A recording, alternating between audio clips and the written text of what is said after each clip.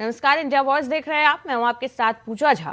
और क्या स्वामी की सपा से छुट्टी तय हो गई है? जी हां, इसी पर बात करेंगे। स्वामी प्रसाद मौर्य पर एक बड़ी अपडेट आपको दे रहे हैं। स्वामी प्रसाद मौर्य पर एक्शन की तैयारी में है अखिलेश यादव। आज कोई बड़ा फैसला ले सकते हैं। सूत्रों के हवाले से जानकारी मिली है कि स्वामी प्रसाद मौर्य के खिलाफ अखिलेश यादव कोई बड़ा फैसला ले सकते हैं। जी हां, बड़ी अपडेट आपको दे रहे हैं। सूत्रों के हवाले से ये जानकारी मिली है कि स्वामी प्रसाद मौर्य पर पार्टी कोई एक्शन ले सकती है। अखिलेश स्वामी से बेहद नाराज हैं। पार्टी स्वामी को सस्पेंड कर सकती है। सूत्रों के हवाले से यह खबर मिली है। आपको बता दें, स्वामी प्रसाद मौर्य ने रामचरितमानस पर विवादित बयान दिया था, जिसके बाद वो लगातार बीजेपी के निशाने पर है। पार्टी की छवि को भी इससे नुकसान पहुंच रहा है। लगातार हिंदू संगठन स्वामी प्रसाद मौर्य का विरोध कर रहे हैं। उनको पार्टी से निष्कासित करने की मांग की जा रही है। और अब सूत्रों के हवाले से जानकारी मिल रही है कि स्वामी प्रसाद मौर्य पर पार्टी कोई एक्शन ले सकती है। अखिलेश यादव आज कोई बड़ा फैसला ले सकते हैं। स्वामी प्रसाद मौर्य को लेकर पार्टी की तरफ से कोई एक्शन लिया जा सकता है। और यह भी कहा जा रहा है कि स्वामी प्रसाद मौर्य के रामचरितमानस को लेकर दिए गए विवादित बयान के बाद अखिलेश उनसे नाराज हैं। सूत्रों के हवाले से यह जानकारी मिल रही है कि पार्टी स्वामी प्रसाद मौर्य को सस्पेंड कर सकती है। आपको बता दें, रामचरितमानस को लेकर स्वामी प्रसाद मौर्य ने विवादित बयान दिया था। उन्होंने रामचरितमानस को बकवास बताया था और कहा था कि रामचरितमानस को बैन कर देना चाहिए। हालांकि जब बीजेपी के निशाने पर स्वामी प्रसाद मौर्य आए और हिंदू संगठनों ने भी स्वामी प्रसाद मौर्य का विरोध किया, उसके बाद उन्होंने सफाई दी और उन्होंने कहा कि उन्होंने ना तो भगवान राम का अपमान किया है और ना ही रामचरितमानस के वो विरोध में है, बल्कि उन्होंने कुछ चौपाइयों पर आपत्ति जताई है, जिसमें कुछ आपत्तिजनक बातें कही गई हैं। इसलिए उन्होंने ना तो भगवान राम का अपमान किया है, ना ही रामचरितमानस का विरोध जताया है। हाँ, अपने बयान पर वो अड़िग ही नजर आए हैं। उन्होंने जो कहा है उसमें कोई उनको आपत्ति नजर नहीं आई है। और अब बड़ी अपडेट सामने आ रही है कि स्वामी प्रसाद मौर्य पर पार्टी की तरफ से कोई एक्शन लिया जा सकता है। इसी खबर पर ज्यादा अपडेट के लिए हमारे साथ प्रियम पाठक जुड़ गए हैं। प्रियम, सूत्रों के हवाले से जानकारी मिल रही है कि स्वामी प्रसाद मौर्य के खिलाफ पार्टी की तरफ से, सपा की तरफ से कोई एक्शन लिया जा सकता है। क्या कुछ अपडेट है? बिल्कुल पूजा, देखिए जिस तरीके से रामचरितमानस को लेकर विवादित बयान देने के बाद से स्वामी प्रसाद मौर्य चारों तरफ से घिरते हुए नजर आए। बीजेपी ने एक तरफ से जहां लगातार उनको घेरने का प्रयास किया और बीजेपी के जितने भी बड़े नेता हैं उन्होंने साफ तौर पर स्वामी प्रसाद मौर्य पर हमला बोलते हुए नजर आए। जितने भी हिंदू संगठन हैं उन्होंने जो है वो स्वामी प्रसाद मौर्य के खिलाफ जो है उन्होंने लामबंदी करी और साफ तौर पर इस बात का उन्होंने विरोध दर्ज जताया कि जिस तरीके से स्वामी प्रसाद मौर्य ने रामचरितमानस को लेकर अपना विवादित बयान दिया है, उसके बाद से जरूर कहीं ना कहीं उनके लिए मुश्किलें लगातार बढ़ती हुई जा रही हैं। हालांकि स्वामी प्रसाद मौर्य का कहना है कि उन्होंने जो बयान दिया है उसमें उनकी कोई ऐसी भावना नहीं थी कि वो भगवान श्री राम का जो है अपमान करें या फिर रामचरितमानस का अपमान करें।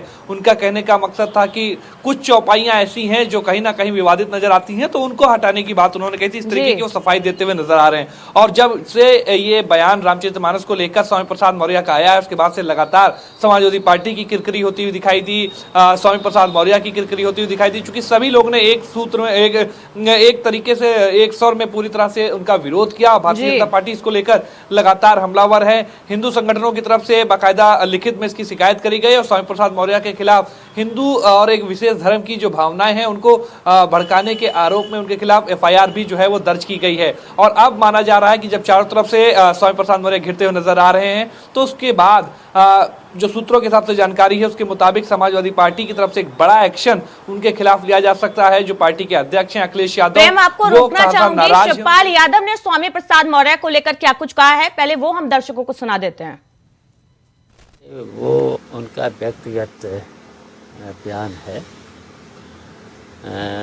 पार्टी का बयान नहीं है। और हम लोग तो भगवान राम के आदर्शों पर चलने वाले लोग हैं, भगवान कृष्ण के आदर्शों पर चलने वाले लोग हैं। तो उनके बयान पार्टी का बयान नहीं है। रब कुल रीत सदा चले आई, वचन जाए पर वचन न जाए। क्या भारतीय जनता पार्टी के लोग चल रहे हैं भगवान राम के आदर्शों पर? भगवान कभी झूठ नहीं बोलते। ये तो भगवान राम कोई बेच रहे। तो शिवपाल यादव ने स्वामी प्रसाद मौर्य के इस बयान से किनारा किया है। प्रियम हमारे साथ जुड़े हुए हैं। प्रियम, अखिलेश यादव स्वामी प्रसाद मौर्य से नाराज बताए जा रहे हैं। वहीं शिवपाल यादव ने भी स्वामी प्रसाद मौर्य के इस बयान से किनारा कर लिया है। क्या कुछ संकेत इसके माने जा सकते हैं? क्या स्वामी प्रसाद मौर्य पर गाज गिर सकती है?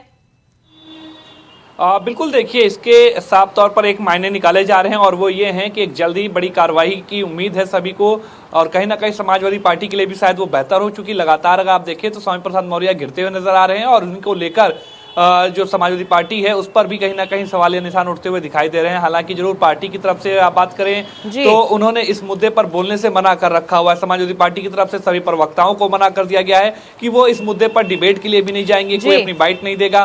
तो कहीं ना कहीं इस मुद्दे को लेकर समाजवादी पार्टी अपने आप को किनारे करते हुए नजर आ रही है और इसीलिए माना जा रहा है कि जल्दी एक बड़ी कार्रवाई देखने को मिल सकती है। दूसरी तरफ आप देखें शिवपाल यादव का बयान आया, उन्होंने कहा कि ये स्वामी प्रसाद मौर्य का व्यक्तिगत बयान है और हम लोग हमेशा से रामचरितमानस और भगवान श्री राम के आदर्शों पर ही चलने वाले लोग हैं। तो ऐसे में इस तरीके की जो प्रतिक्रिया दी गई है वो उनकी व्यक्तिगत प्रक्रिया है स्वामी प्रसाद मौर्य की, उसका पार्टी से कोई लेना देना नहीं है। तो इन सभी जो समीकरण है बनते हुए दिखाई दे रहे हैं और माना जा रहा है, और जो सूत्रों के हिसाब से जानकारी है उसके मुताबिक जल्द ही जो है अखिलेश यादव की तरफ से एक बड़ी कार्रवाई जो है वो स्वामी प्रसाद मौर्य के खिलाफ की जा सकती है। प्रेम, एक चीज और सामने आ रही है कि लगातार विपक्ष बीजेपी तो इसके विरोध में है ही, वहीं पार्टी के कुछ सवर्ण नेता भी स्वामी प्रसाद मौर्य के इस बयान के खिलाफ है और पार्टी के अंदर भी इसको लेकर तकरार चल रही है। तो और इससे पार्टी की छवि भी खराब होती नजर आ रही है। क्या इसकी वजह से अखिलेश यादव कोई बड़ा फैसला ले सकते हैं आज स्वामी प्रसाद मौर्य के खिलाफ? देखिए बिल्कुल, जिस तरीके से पूरा सीन बना है उसको आप देखें तो कहीं ना कहीं उससे हर तरीके से समाजवादी पार्टी को नुकसान होता हुआ दिखाई दे रहा है। अंदरूनी भी कलह जो है वो साफ तौर पर देखने को मिल रहा है, क्योंकि कई लोगों में अंदर के जो समाजवादी पार्टी के लोग हैं वो भी इस बयान का विरोध कर रहे हैं। साफ तौर पर उनका कहना है कि इस तरीके के बयान नहीं दिए जाने चाहिए। भगवान श्री राम जो है वो सनातन धर्म के लिए जो है एक प्रेरणा स्रोत रहे हैं हमेशा से, और रामचरितमानस जो है वो जो है हिंदू धर्म के लिए, सनातन धर्म के लिए जो है वो प्रेरणा का स्रोत रही। तो ऐसे में उसको लेकर इस तरीके का बयान देना, तो कहीं ना कहीं इससे एक बात स्पष्ट है कि अखिलेश यादव इस बात को लेकर जो है वो नाराज है और इसीलिए उन्होंने साफ तौर पर माना जा रहा है कि जल्दी एक बड़ा एक्शन भी उनके खिलाफ देखने को मिल सकता है। कई सोर्सेस के हिसाब से ये भी खबर थी कि अभी वो प्रेस कॉन्फ्रेंस करके वो इस बात को अपनी पार्टी का स्टैंड क्लियर करेंगे, लेकिन ऐसा नहीं किया गया। तो कहीं ना कहीं ये सभी जो है समीकरण बनते हुए दिख रहे हैं वो इस बात की ओर इशारा कर रहे हैं कि अगर स्वामी प्रसाद मौर्य जो है उनके खिलाफ एक बड़ी कार्रवाई जो है वो समाजवादी पार्टी की तरफ से की जानी चाहिए और हो भी सकती है। और माना जा रहा है कि अखिलेश यादव जो है जल्द ही जो है स्वामी प्रसाद मौर्य के खिलाफ कोई एक बड़ा एक्शन लेते हुए नजर आ सकते हैं। बिल्कुल प्रेम, देखना होगा कि स्वामी प्रसाद मौर्य पर गाज गिरती है या फिर उनको रियायत मिलती है। इस भी आपके पास दोबारा लौटूंगी, एक और अपडेट दे देती हूं। लखनऊ में स्वामी प्रसाद मौर्य के खिलाफ हिंदू संगठनों ने विरोध किया था, जिस पर स्वामी प्रसाद मौर्य ने ट्वीट किया है और उन्होंने कहा है कि मंदिर में उनके द्वारा उन पर पुजारियों द्वारा प्रतिबंध लगाया जाना हास्यास्पद है। मैं अपने पूरे जीवन में कभी इस मंदिर पर नहीं गया हूं, इस मंदिर में मैं कभी आगे जाऊंगा भी नहीं। पुजारियों ने स्वामी प्रसाद मौर्य पर बैन लगाया है। आपको बता दूं, लखनऊ के एक मंदिर में स्वामी प्रसाद मौर्य पर मंदिर में पुजारियों द्वारा बैन लगाया गया है, जिसको लेकर स्वामी प्रसाद मौर्य ने यह ट्वीट किया है और कहा है कि मैं इस मंदिर में ना ही कभी गया हूं और आगे भी कभी नहीं जाऊंगा। प्रियम, लगातार स्वामी प्रसाद मौर्य के खिलाफ विरोध हो रहा है, हिंदू संगठन विरोध जता रहे हैं, और तो इसका एक वजह यह भी मानी जा सकती है कि बीजेपी लगातार दबाव बना रही है, क्योंकि रामचरितमानस को लेकर सपा पे पहले भी आरोप लग चुके हैं। तो कहीं ना कहीं एक तरीके से दबाव बन रहा है, इसी की वजह से अखिलेश यादव कोई स्वामी प्रसाद मौर्य पर एक्शन ले रहे हैं। बिल्कुल, देखिए चौतरफा स्वामी प्रसाद मौर्य जो है वो घिरते नजर आ रहे हैं और अभी उन्होंने जिस तरीके से एक ट्वीट किया है वो लखनऊ के लेटे हुए हनुमान मंदिर को लेकर है, जो पुराने लखनऊ में है, चौक में पड़ता ये मंदिर है डालीगंज में। और वहां पर इस मंदिर के बाहर चूंकि जिस तरीके से रामचरितमानस को लेकर स्वामी प्रसाद मौर्य का बयान आया तो उसके बाहर एक नोटिस लगाया गया जिसमें साफ तौर पर कहा गया था कि अधर्मी स्वामी प्रसाद मौर्य का जो प्रवेश है वो इस मंदिर में बैन है। और उसी को लेकर उन्होंने ट्वीट किया है। उन्होंने कहा कि इस तरीके की प्रतिक्रिया होना ये एक हास्यास्पद है और मैं इस मंदिर में जो लेटे हुए हनुमान जी का मंदिर है लखनऊ में, वहां पे ना मैं कभी गया हूं अपने पूरे जीवन में, ना मैं कभी जाऊंगा जहां पर इस तरीके का भेदभाव होता हो। तो ये इस तरीके से एक साफ तौर पर उन्होंने एक बयान देकर एक कहीं ना कहीं समस्या जो है अपनी जो है वो और बढ़ा ली है और इसीलिए माना जा रहा है कि समस्याएं जो है वो स्वामी प्रसाद मौर्य के लिए लगातार बढ़ती हुई नजर आ रही है। उनका ये ट्वीट कहीं ना कहीं इस बात का एहसास करा रहा है कि उन्होंने जिस तरीके से रामचरितमानस को लेकर बयान दिया है उस पर उनको कोई पछतावा नहीं है, उसको लेकर बिल्कुल प्रियम, कहीं पर भी ये नहीं महसूस उनका जो विरोध हो रहा है उस विरोध का उन पर कोई असर नहीं दिख रहा है।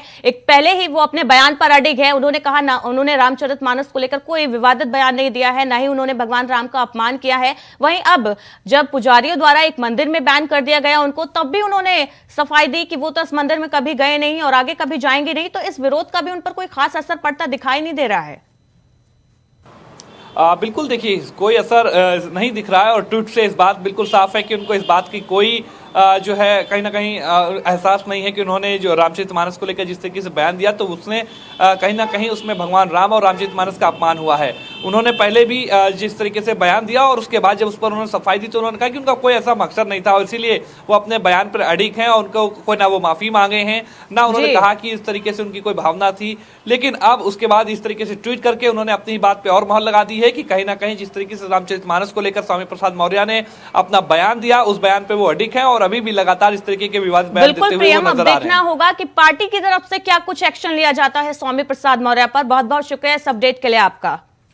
तो आगे बढ़ते हैं, लखनऊ हादसे से जुड़ी बड़ी अपडेट आपको दे रहे हैं। लखनऊ बिल्डिंग हादसे में एक और मौत की पुष्टि हुई है। लखनऊ हादसे में एक महिला की मौत की पुष्टि हुई है। सपा नेता अब्बास हैदर की पत्नी की मौत हो गई है। लखनऊ हादसे में बड़ी अपडेट आपको दे रहे हैं। अब्बास की मां के बाद उनकी पत्नी की भी मौत हो गई है। तो लखनऊ हादसे में 2 मौत की पुष्टि हो चुकी है। कई लोग घायल हैं, अस्पताल में उनको भर्ती कराया गया है जहां पर उनका इलाज चल रहा है। लखनऊ हादसे में जुड़ी बड़ी अपडेट आपको दे रहे हैं। 2 मौत की पुष्टि हो चुकी है। सपा नेता अब्बास हैदर की पत्नी की भी इस हादसे में मौत हो गई है और साथ ही उनकी मां की भी इस हादसे में मौत हो गई है। मलबे में दबे हुए थे, उनको निकाला गया रेस्क्यू ऑपरेशन टीम द्वारा, जिसके बाद उनको मलबे से बाहर निकाला गया, अस्पताल में भर्ती कराया गया जहां पर इलाज के दौरान सपा नेता अब्बास की पत्नी और उनकी मां का निधन हो गया है।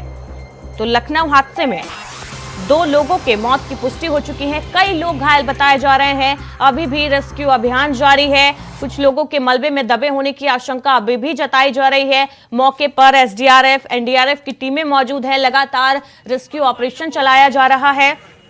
आपको बता दें, मंगलवार देर शाम करीब 6:50 पर लखनऊ के हजरतगंज में स्थित अलाया अपार्टमेंट भरभरा कर गिर गया। 5 मंजिला ये इमारत थी जो अचानक से जमींदोज हो गई। इस बिल्डिंग में 100 से ज्यादा परिवार रह रहे थे। कोई टेक्निकल एक्सपर्टीज नहीं थी, कोई उनके पास एडवांस इक्विपमेंट नहीं थे जिसके थ्रू वो ड्रिलिंग करते या वो इवैक्यूएशन कर पाते। कोई सक्शन मशीन नहीं थी कि सक कर पाते मलबा। वहां पर लोगों के दम घुटने से मौत हुई, ऑक्सीजन नहीं पहुंचाई गई, झूठ बोला गया कि पानी दिया गया, ऑक्सीजन दिया, कुछ नहीं दिया जा रहा था। यहाँ तक कि आइडेंटिफाई और लोकेट भी नहीं किया गया था। किसकी लापरवाही आप मानते हैं? प्रशासन की लापरवाही है। प्रशासन जिम्मेदार है और प्रशासन अब डेड बॉडीज भी नहीं जाने दे रहा है। हत्या है, ये हत्या है, हत्या है सरकार के द्वारा, प्रशासन के द्वारा।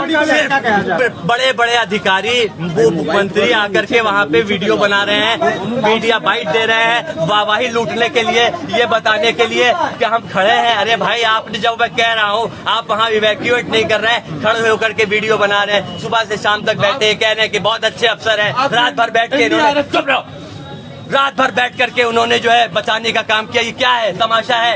अपने आप पब्लिसिटी करेंगे, अपना पीआर बना रहे हैं, ट्विटर अकाउंट पे डालेंगे अपने आप। सारी एनडीआरएफ, एसडीआरएफ ट्विटर अकाउंट के लिए वीडियो फोटो खींच रहे हैं। वो क्या रहा है? लोगों की जान के साथ खिलवाड़ हो रहा है।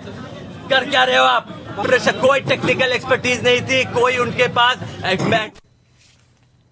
तो लखनऊ हादसे से जुड़ी बड़ी अपडेट आपको दे रहे हैं। 2 लोगों की मौत की पुष्टि हो गई है। चंदन हमारे साथ लगातार बने हुए हैं।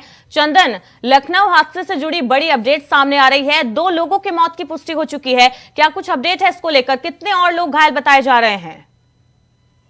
देखिए, जब ये कल बिल्डिंग गिरी तो उसके बाद जब रेस्क्यू अभियान और एनडीआरएफ के द्वारा जब चलाया जा रहा था तो जो किसान हैदर है उनकी माता को जो है निकाला गया था। उसके बाद उनको इलाज के लिए भेजा गया था, लेकिन इलाज के दौरान ही उनकी मौत हो गई। उसके बाद आज सुबह जो अब्बास हैदर है, उनकी जो पत्नी है, उनको भी रेस्क्यू करके 12 से 13 घंटे बाद निकाला गया था और उनको अस्पताल लाया गया था, जहाँ डॉक्टरों ने उनको मृत घोषित कर दिया था।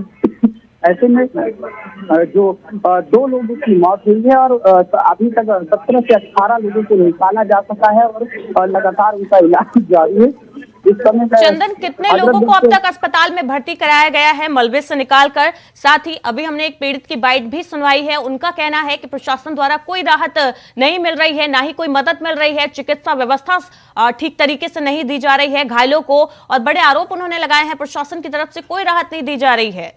जो किसान है जो माता पिता है उसका उसके बाद उन लोग ने जो उनकी जो परिजनों का खास तौर पर ये कहना था कि स्वास्थ्य मुहैया नहीं कराया जा सका, तो उसको लेकर हमारी जो माता है और हमारी भाभी है उनकी कहते हुए, हालांकि जिस तरह से मुख्यमंत्री योगी आदित्यनाथ ने घटना का संज्ञान लिया था और जो ट्रीटमेंट जो है जो डॉक्टर की टीम है, जो डॉक्टर का पैनल है, इनको दिशा निर्देश जारी किया था कि अच्छा इलाज मुहैया कराया जाए, जैसे कि इलाज तो बढ़िया मुहैया कराया गया, लेकिन जिस तरह के जो रेस्क्यू चलाया गया था, जो 12 घंटे बाद निकाला गया, तो ऐसे में आप समझ सकते हैं कि 12 घंटे अगर आदमी एक बिल्डिंग के नीचे दबा होगा, मंदिर के नीचे दबा होगा, तो उसकी क्या कंडीशन होगी। हालांकि जिस तरह के आरोप लगाए जा रहे पीड़ित परिजनों के द्वारा लगाए जा रहे हैं, अस्पताल प्रशासन पूरी तरह से अलर्ट मोड पर है, ब्लड बैंक भी है, वो भी पूरी तरह से अलर्ट मोड पर है, डॉक्टरों की टीम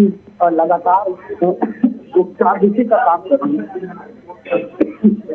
चंदन, इस हादसे के बाद लगातार प्रशासन की जो टीम है मौके पर मौजूद है और मंत्री भी लगातार अस्पताल पहुंचे हैं, घायलों से मिल रहे हैं, और इस दौरान पीड़ित का यह भी कहना है कि मंत्री अधिकारी सब आ तो रहे हैं मिलने, सब देख रहे हैं, लेकिन वो सिर्फ वीडियो बनाने तक ही सीमित है, कोई भी राहत नहीं दी जा रही है, किसी तरीके से मदद नहीं दी जा रही है। वीडियो बनाने के लिए अधिकारी और मंत्री अस्पताल में आ रहे हैं, मौके पर पहुंच रहे हैं।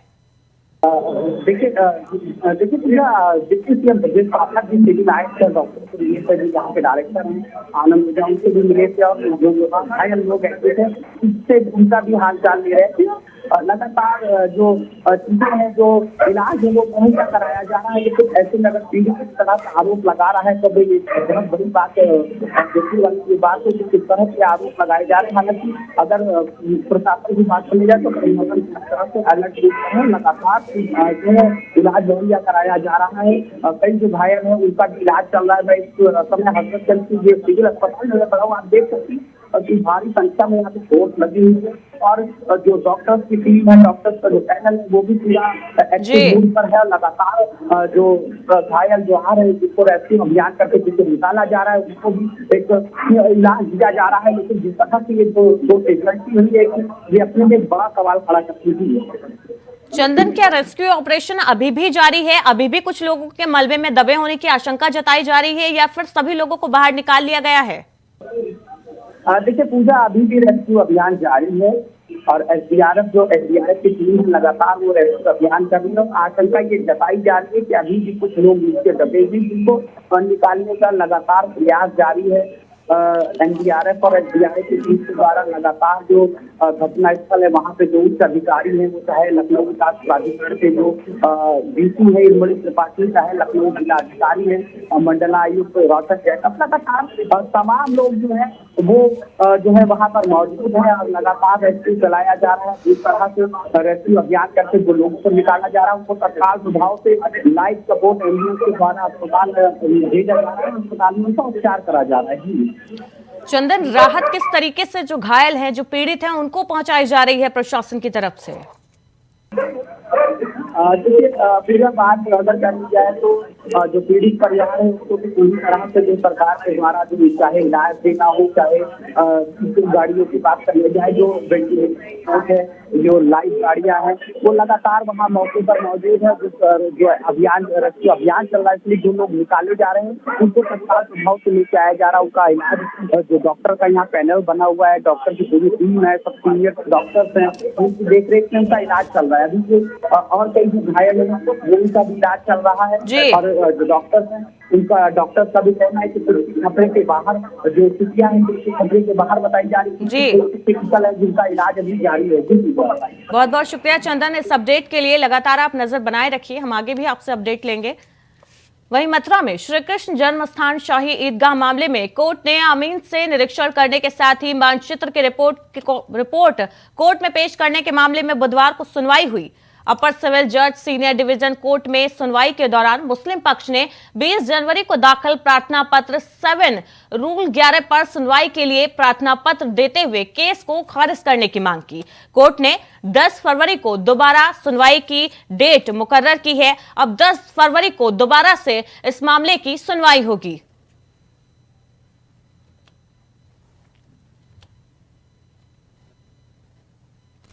पिछली तारीख को जो 7 रूल 11 सीपीसी की एप्लीकेशन लगाई गई थी कि पहले ये तो तय हो जाए कि ये लोग मुकदमा कायम कर रहे हैं, जो मुकदमे दायर कर रहे हैं, आखिर उनको क्या राइट है, क्या मेंटेलिटी पे ये तय हो जाए कि मुकदमे चलने योग्य हैं या नहीं। तो माननीय न्यायालय द्वारा आज रात 11 बजे से ही दोनों पक्षों को ध्यानपूर्वक सुना है और आज वक्फ बोर्ड की तरफ से भी निगम साहब इसमें हाजिर हुए हैं। तो उन्होंने 7 रूल 11 सीपीसी और जो हमारे प्रार्थना पत्र लंबित हैं उन पर सुनवाई के लिए उन्होंने कहा पहले इन पर सुनवाई हो कि क्या ये मुकदमे चलने योग्य है या नहीं। तो 10 फरवरी उसमें नियत कर दी है, 10 फरवरी को इसमें पुनः बहस होगी। मांग थी कि जो कोर्ट ने आदेश किया है उसका अनुपालन किया जाए, जल्द से जल्द आमीन को रीट जारी की जाए। वहीं मुस्लिम पक्ष ने आज और एक नई आपत्ति दाखिल की है कि ये रूल 7-11 पे भी सुनवाई की जाए। तो माननीय अदालत ने मुस्लिम पक्ष की बात मानी है और रूल 7-11 पे सुनने के लिए 10 फरवरी डेट दी है। 10 फरवरी को रूल 7-11 पे सुनवाई होगी और मुझे मालूम आशा है कि कोर्ट जो अपना उन्होंने आदेश किया है उस आदेश को पालन करेगी और मुस्लिम पक्ष की ये जो याचिका है, जो आपत्ति है, उसको रद्द करेगी। मांग थी। वहीं जौनपुर में तेज रफ्तार का कहर देखने को मिला है। एक ट्रक और बाइक के बीच में टक्कर हो गई। हादसे में बाइक सवार 3 युवकों की मौत हो गई। मौत के बाद परिजनों में कोहराम मच गया। ग्रामीणों की सूचना पर पुलिस मौके पर पहुंची और पूरे मामले की जांच में जुटी हुई है। बदलापुर कोतवाली के सरोखनपुर स्थित गांव का ये मामला है। अंबेडकर तिराहे पर ये बड़ी सड़क दुर्घटना सामने आई है। तेज रफ्तार का कहर देखने को मिला है। एक तेज रफ्तार ट्रक ने बाइक को टक्कर मार दी और इस हादसे में 3 युवकों की मौत हो गई है। वहीं मौत के बाद परिजनों में कोहराम मच गया। ग्रामीणों ने पुलिस को हादसे की सूचना दी। पुलिस मौके पर पहुंची और पूरे मामले की जांच पड़ताल में जुटी हुई है।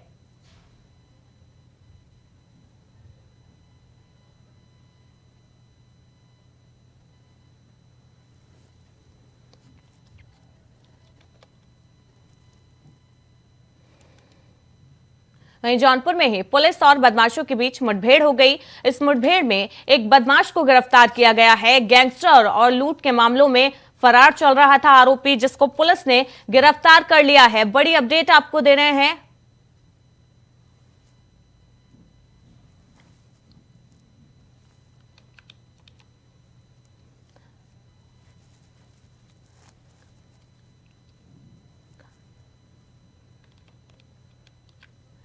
तो जौनपुर में पुलिस और बदमाशों के बीच मुठभेड़ हुई है।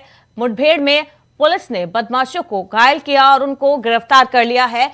एक बदमाश को गिरफ्तार करने में पुलिस ने सफलता हासिल की है। जौनपुर से खबर आपको दिखा रहे हैं, जहां पर पुलिस और बदमाशों के बीच मुठभेड़ हुई और इस मुठभेड़ में पुलिस ने एक बदमाश को गिरफ्तार करने में सफलता हासिल की है। गैंगस्टर और लूट के मामले में यह आरोपी लंबे समय से फरार चल रहा था। सर्विलांस और स्वाट टीम, पुलिस की संयुक्त टीम ने इस आरोपी को दबोचा है। मुठभेड़ के दौरान जलालपुर थाना इलाके में ये मुठभेड़ हुई है। बड़ी अपडेट आपको दे रहे हैं जौनपुर से, जहां पर जौनपुर के जलालपुर थाना इलाके में पुलिस और सर्विलांस और स्वाट टीम की संयुक्त टीम ने कार्रवाई कर एक बदमाश को धर दबोचा।